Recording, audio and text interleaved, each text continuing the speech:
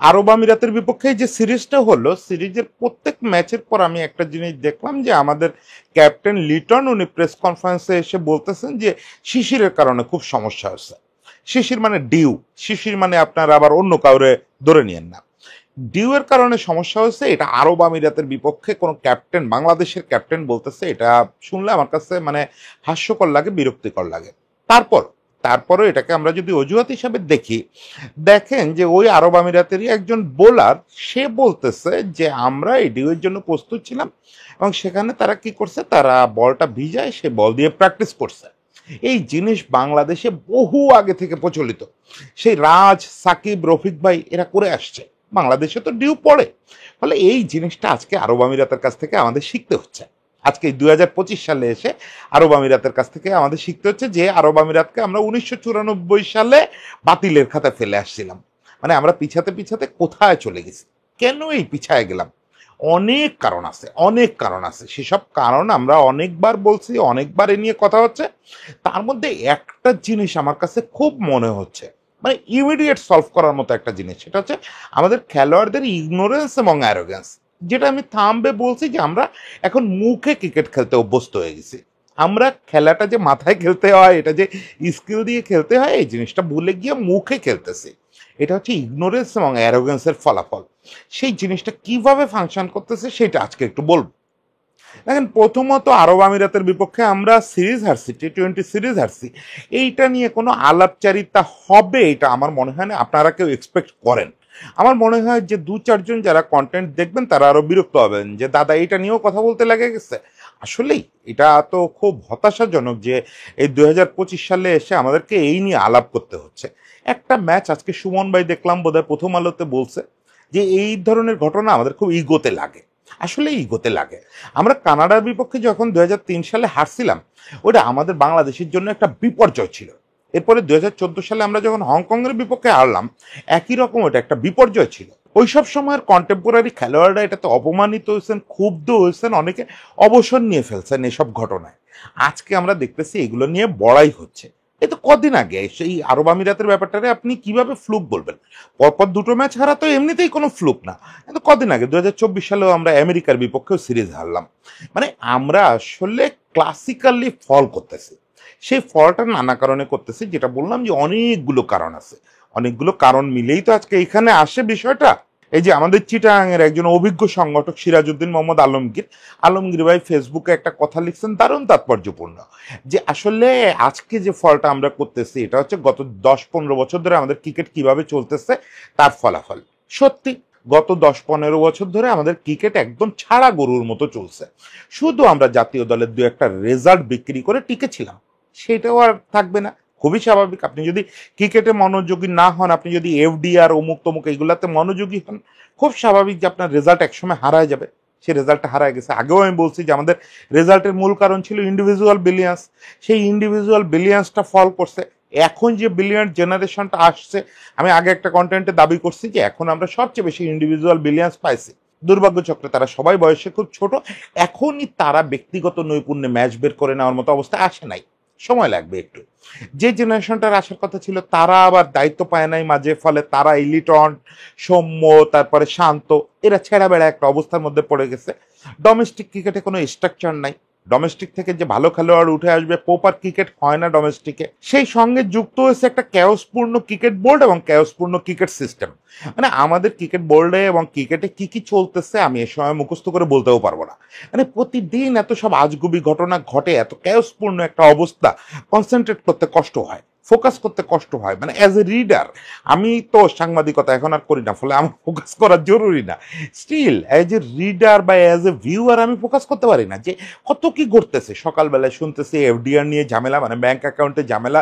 বিকেল বেলায় শুনতেছি এ ওর বিপক্ষে বলতেছে, ওর বিপক্ষে চলতেছে, ইটস এ বুলশিট, ক্যাওস চলতেছে। ফলে এগুলোরও রেজাল্ট আছে। কিন্তু আমার কাছে মনে হয় যে ইমিডিয়েট একটা জিনিসের দিকে আমাদের চোখ দেওয়া দরকার, সেটা হচ্ছে যে আমাদের যে জেনারেশনটা খেলতেছে এর মধ্যে যারা সিনিয়র, মানে এই যে আমি বলি নামগুলো, শান্ত, সৌম্য, লিটন, মুস্তাফিজ, এই যে জেনারেশনটা, এই যে 5-6 জন আছে না, এখনো তো টিমে একটা সিনিয়র জেনারেশন আছে। এই জেনারেশনটা হচ্ছে খুবই অ্যারোগেন্ট এবং ইগনোরেন্সে ভরপুর একটা জেনারেশন। এরা, যেটা আমি মজা করে বলছি যে মুখে সবকিছু মুখে এদের কোয়ালিটির অভাব নাই, কিন্তু যতটা কোয়ালিটি আছে, যতটা পারফর্ম করতে পারে তার চেয়ে বেশি মুখে করতে পারে। এবং এই ছোটদের মধ্যে এটাতে যোগ হয়েছে হৃদয়। সেও নানাভাবে নানাভাবে ক্রিকেটের যে এটিকেট, এই এটিকেটগুলোরে কিভাবে ভেঙে চুরে ফেলা যায়, কিভাবে মুখে পাঁচটা বেশি কথা বলা যায়, সেই জিনিসগুলো পারফরমেন্সে কোনো অনুবাদ নাই। দেখেন, আপনি যদি আমাদের হিস্ট্রি দেখেন, আমাদের ক্রিকেট কালচারটা, এক একটা দেশের তো ক্রিকেট কালচার এক এক রকম থাকে। উই আর নট অস্ট্রেলিয়া, আমরা অস্ট্রেলিয়ান প্যাটার্নে কখনো ক্রিকেট খেলি নাই। আপনি যদি আমাদের ক্রিকেটের তুলনা করেন, আমরা মোর লাইক ক্লাসিক যুগের ইংল্যান্ড।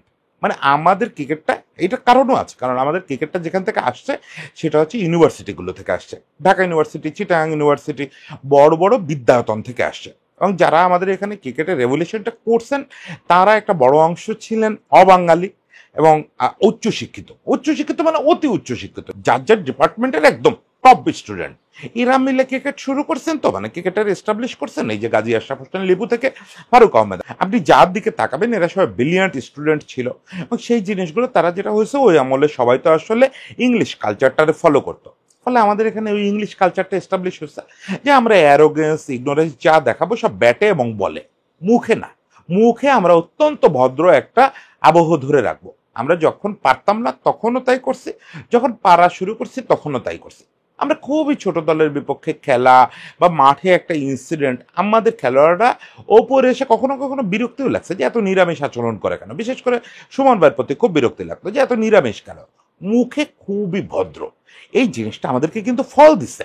আপনি দেখবেন আমাদের হিস্ট্রিতে সাকিব আল হাসান ছাড়া মানে মুখেও কিছু বলে করা, মুখেও কিছু বলে দেখানো, এই জিনিসটা কোনো ক্যাপ্টেনের মধ্যে ছিল না, কোনো সিনিয়র ক্রিকেটারের মধ্যে, কোনো পারফর্মার ক্রিকেটারের মধ্যে ছিল না। সাকিবের কেসটা আমি সবসময় এক্সেপশনাল হিসাবে দেখি, অ্যাজ ওর গ্রুমিং হয়েছে অস্ট্রেলিয়ান স্টাইলে। ওই যে রিচার্ড ম্যাকেন্সদের হাতে গ্রুমিং হয়েছে, এবং সাকিবের ওইটা আমরা মেনে নিতে পারছিলাম, কারণ ওই যে বলে যে দুধেল গরুর লাথি সহ্য করা যায়। ফলে সাকিবের ওইসব কথাবার্তা সবকিছু আমরা হজম করতে পারছিলাম। এখন আমাদের এই জেনারেশনটা কি করলো, এই জেনারেশনটা পলিসি বদলায়, তারা এটা আলোচনা করে করছে কিনা আমি জানি না, এরা খানিকটা অস্ট্রেলিয়ান হয়ে গেল। মানে মুখে বড় বড় কথা। এই যে 2 দিন আগে আমাদের শান্ত, যা আমাদের র্যাঙ্কিং এখন 10-এ নেমে গেছে, সে ওয়ানডে ক্যাপ্টেন, সে বলতেছে যে আমরা 2027-এর মধ্যে 4 নম্বরে চলে যাব। মানে মুখে বাজে কথা চলে আসে। মানে তোমাকে তো আগে ঠিক করতে হবে যে তুমি আদৌ 8-এর মধ্যে থাকতে পারবা কিনা। 8-এর মধ্যে থাকলে মনে হয় ওয়ার্ল্ড কাপ খেলা যাবে, মানে ওইটা তো আগে ঠিক করতে হবে। তুমি বলো যে আমরা স্টেপ বাই স্টেপ ভাবতেছি, আমাদের ইমিডিয়েট কাজ হচ্ছে 8-এর মধ্যে ঢোকা। আগে 8-এর মধ্যে ঢুকি ভাই, বিষয়টা সেটেল করি, তারপরে আমরা দেখবো যে র্যাঙ্কিং কোথায় যাই। 4-এ তো আমরা কোনোদিন যাইতেই পারি না রে ভাই। আর 4-এ এই কাঠামো নিয়ে যাওয়া সম্ভব? এ দুনিয়ার কোথায় চলে গেছে? দুনিয়ার ক্রিকেটে 4-এ কারা আছে আপনি দেখেন তো, টপ 4-এ কারা আছে? ওর ভিতরে আপনি কিভাবে ঢুকবেন? এই স্ট্রাকচার নিয়ে, এই রিসোর্স নিয়ে পারবেন না তো। ফালতু কথা বলে তো লাভ নাই। আপনাকে 8-এর মধ্যে ঢোকাটা কনফার্ম করতে হবে, তারপরে বলেন যে না, আমি আমার বেস্ট এবার র্যাঙ্কিং যেটা ছিল 6-এ পৌঁছানোর চেষ্টা করব। এইভাবে আগান, ধাপে ধাপে আগান। এবং সেই আগানোটা মূলত মুখের চেয়ে কাজে বেশি করতে হবে, মানে পারফর্ম করতে হবে। দেখেন এই যে হৃদয় যেগুলো করতেছে, বা শান্ত যেগুলো বলে, লিটন যেগুলো বলে, এর চেয়ে তো সাকিব বেশি বলছে, সাকিব বেশি করছে। সাকিব মাঠে আম্পায়ারে মারতেও ধরছে, তারপরেও আমরা কেন চুপ ছিলাম? কেন তখন বলি না যে মুখে খেলেন না? কারণ হচ্ছে সাকিব ওই সঙ্গে পারফর্ম করছে। আপনার হৃদয়ের পারফরমেন্সটা কই? আমার যে জিনিসটা মূলত দরকার, আপনি তো মুখে করবেন পরে, আগে তো ব্যাটে করবেন, আগে তো বলে করবেন, সেই জিনিসটা তো পারতেছেন না একদমই। ফলে আমি ভাই নিতান্ত রিকোয়েস্ট করি, এবং এটা বোর্ডকেও একটু বলি, যে টিমটাকে গোছাতে তো হবেই, এখন অনেক কিছু করতে হবে। আমি জানি না কিভাবে ভাবতেছে বোর্ড। বোর্ড নিজের আসলে তো পায়ের তলে মাটি নেই। ফলে বোর্ড যে কিভাবে ভাবতেছে, বোর্ডের এখন সমস্ত চিন্তা অক্টোবরে চলে গেছে। আমাদের দেশের যেমন সমস্ত চিন্তা ওই ডিসেম্বর টু জানুয়ারি এই একটা ফ্রেমে আটকে গেছে, দেশ কেমন জানো ওই ফ্রেমে। আর আমাদের ক্রিকেটের সমস্ত চিন্তা চলে গেছে অক্টোবরে বিসিবি নির্বাচন, এছাড়া কেউ কিছু ভাবতেছে না। আমাদের বোর্ড প্রেসিডেন্ট থেকে শুরু করে যারা তারা সরাতে চায়, তারাও সবাই, মানে কেউ যে ক্রিকেটের জন্য কিছু করবে, ন্যাশনাল টিম নিয়ে ভাববে, ভাবনার টাইম নাই কারোর, একদমই কারো টাইম নাই, বিশ্বাস করেন। এই হচ্ছে অবস্থা। এরা সবাই ফোকাসড হচ্ছে নেক্সট ইলেকশনে কি হবে। ইলেকশন ভাই হবে, তো ইলেকশন হবে, সব ক্ষেত্রে ইলেকশন হবে, ইলেকশন নিয়ে এত ভাবেন না। ভাবেন একটু ক্রিকেটটার কি অবস্থা হচ্ছে আজকে। এই পারফরমেন্স নিয়ে, এই রেজাল্ট কাঁধে নিয়ে আপনি পাকিস্তান ট্যুরে যাচ্ছেন, পাকিস্তানের মতো দলের বিপক্ষে আপনি টি-20 সিরিজ খেলবেন, অন্যান্য ফরম্যাট খেলবেন, ভয়ে হাত পা কাঁপার কথা। এখন সেই জায়গাটায় আমাদের কি করণীয় আছে? আমরা দীর্ঘমেয়াদে একজন কোচ নিয়োগ দিচ্ছি, ফিল সিমন্সকে লম্বা মেয়াদে নিয়োগ দেওয়া হয়েছে, তার ডেপুটি, এবং ডেপুটি না, আমি বলি ছায়া কোচ। ছায়া কোচ হিসেবে সালাউদ্দিন ভাইকে নিয়োগ দেওয়া হয়েছে। এখন তো মূলত তারাই নীতি নির্ধারক, দলে আর কোনো সিনিয়র কোচ যেহেতু নাই, সিনিয়র অন্য কোনো অ্যাসিস্ট্যান্ট কোচ নাই, ফলে এই দুইজনই ম্যাটার করে সবকিছু। আর ক্যাপ্টেনরা যেহেতু তুলনামূলক একটু নোবিশ এবং অত বেশি দায়িত্ব সম্পন্ন না, ফলে এই জায়গাটায় আমাদের বোর্ডের সিরিয়াসলি ভাবার সুযোগ আছে। আমি বলতেছি না যে একদম আপনি ওই যে ইংলিশ ক্লাবগুলোর মতো করেন, ম্যানু বোধহয় আবার কোচ স্যাক করতে যাচ্ছে, তো এইটা করার দরকার নাই। এটা করা শোভনও হবে না এবং এটাতে কোনো আউটপুটও আসবে না। আপনি এখন এই যে সিমসরে সরায় যদি এই গাড়ি কাস্ট্যান্ডে নিয়ে আসেন, তাও খুব একটা আউটপুট আসবে না। আপনি সিস্টেমে হাত দেন, সিস্টেম নিয়ে বসেন যে কি কি সমস্যা হচ্ছে। আর ইমিডিয়েট এত খারাপ পারফরমেন্স তো হওয়ার কথা না। হান্নান ভাই যেটা বলছে, এত খারাপ দল তো আমরা না, আমরা হতাশ, সবকিছু নিয়ে হতাশ আমাদের। আমি ওই দিন মজা করে ফেসবুকে লিখছি যে আমাদের ক্রিকেট পেছাতে পেছাতে 1994 পেছনে চলে গেছে। কোনো কোনো অর্থে সেটা সত্যিও, কিন্তু আসলে তো তা না। আসলে তো এই ছেলেরাই দুদিন আগে জিততেছিল, এই ছেলেরাই দুদিন আগে এর চেয়ে ভালো করতেছিল। হ্যাঁ, আমি বলি যে 2015 থেকে 2017-18 পর্যন্ত যে টিম ছিল সেই টিম এখন নাই। সেই পারফরমেন্স আপনি জোর করলেও পাবেন না, সেটা করতে গেলে আরো অনেক কাজ করতে হবে। কিন্তু এরা যা পারে সেটা কেন হচ্ছে না, যা পারে সেটা কেন হচ্ছে না, এটা তো আসলে ইমিডিয়েট সলভ করার যোগ্য সব সমস্যা, সেগুলো সমাধান করতে হবে। এখানে একটা বড় সমস্যা হয়ে গেছে ক্রিকেটে। একটা জিনিস খুব বলা হয় যে, বা যে কোনো খেলায়, যে আপনি একটু বসেন, বসে ভাবেন।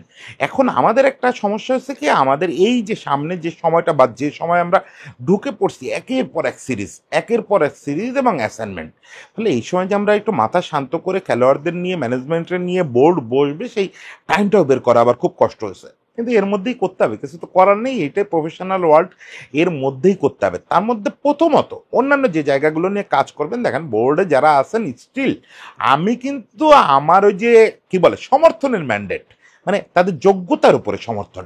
এমনিতে তারা কি করতেছেন তো আমি জানি না, ফলে ওসব কথা বাদ, কিন্তু যোগ্যতা নিয়ে তো আমার কোনো সন্দেহ নাই। এই বোর্ডে যে লোকগুলো মূলত ফাংশন করার কথা, ফাহিম ভাই, ফারুক ভাই সহ অন্য যারা আছেন, মিঠু ভাই আছেন, এরা তো আসলে যোগ্যতার কোনো অভাব নাই, কোনো অভাব নাই। সেই জায়গাটা কেন এমন হচ্ছে তারা চাইলে বের করতে পারবে। তবে একটা জিনিস আমি একটু বলি, যেটা নিয়ে শুরু করছিলাম, যে এদেরকে প্রথমত বলেন মুখের খেলাটা বন্ধ করতে, একটু নিজেদের খেলা নিয়ে ভাবতে। এই যে আজকে যেটা দিয়ে শুরু করছিলাম, শিশির পড়লে বল করতে সমস্যা হয়, কাদের বেশি সমস্যা হয়? স্পিনারদের সমস্যা হয়। সারা পৃথিবীতে এই সমস্যাটা সবচেয়ে বেশি ভুক্তভোগী হচ্ছে বাংলাদেশের স্পিনাররা। ইন্ডিয়ারও সব ভেন্যুতে এত বেশি শিশির পড়ে না, যতটা আমাদের মেইন দুটো ভেন্যুতে পড়ে, মিরপুর এবং চিটাং। চিটাং তো মূলত শিশিরের মধ্যেই খেলা হয় প্রায় সারা বছর। ফলে আমাদের স্পিনাররা হচ্ছে এই জায়গাটা বিশ্ব সেরা ছিল একসময়। গ্রায়াম সোয়ান একবার ইন্ডিয়াতে খেলতে এসে সম্ভবত ওদের সমুদ্রের কাছাকাছি কোনো একটা ভেন্যুতে খুব শিশির ফেস করছিলেন। স্পিনারদের যেটা হয়, স্পিনারদের ওই যে সোয়ানি ওই বাক্যটা প্রথম বলছিলেন, যে বল তখন সাবানের মতো হয়ে যায়, ভিজা সাবানের মতো, বল হাত থেকে বের হয়ে যেতে চায়। এমনি এমনি আপনি তো বলটা শক্ত করে ধরতে হবে, বিশেষত স্পিনারদের ক্ষেত্রে। তারপরে না বলটারে আপনি স্পিন করাবেন, ডেলিভারি দিবেন। স্পিন করানোর কথা বাদ দেন, আপনি যেটা ফেলবেন, ফেলতে গেলে যে শক্ত গ্রিপ করতে হয়, গ্রিপটা করা যায় না। এখন এই জিনিস আমাদের রাজ্জাক, রফিক ভাই, সাকিব এরা বহুবার ফেস করছে, বহুবার নিজেদের মতো করে সামলাইছে। কেউ ভিজা বলে প্র্যাকটিস করছে, কেউ অমুক করছে, তমুক করছে, কিন্তু আমাদের কখনো এটা খুব বেশি অজুহাত বানাইতে হয় না। সেখানে আজকে আমি রাতের বোলারদের কাছ থেকে আমাদের শিখতে হচ্ছে যে আসলে শিশিরে প্র্যাকটিস করার জন্য কি করার দরকার ছিল। তারা বালতিতে বল চুবায়, সেই বল দিয়ে প্র্যাকটিস করতেছে। আমাদের স্পিনাররা কেন এটা জানে না, কেন তারা পূর্বসূরীদের কাছ থেকে এটা শেখে নাই? এগুলো বেসিক কোশ্চেন রেজ করেন, বেসিক নিয়ে কথা বলেন, মুখে কথা বলেন বন্ধ করে। যে মুহূর্তে লিটন এটা জানছেন যে শিশিরে প্রবলেম হচ্ছে, প্রথম কথা হচ্ছে যে মুস্তাফিজ ছাড়া বাংলাদেশে কোনো পেসার নাই যার শিশিরে খুব সমস্যা হওয়ার কথা। এই জাতীয় খোড়া অজুহাত দেওয়ার আগে আপনি আপনার বোলারদের জিজ্ঞেস করেন, আসলেই তোমার শিশিরে সমস্যা হচ্ছিল? পেসারদের কখনো শিশিরে অত বেশি সমস্যা হয় না।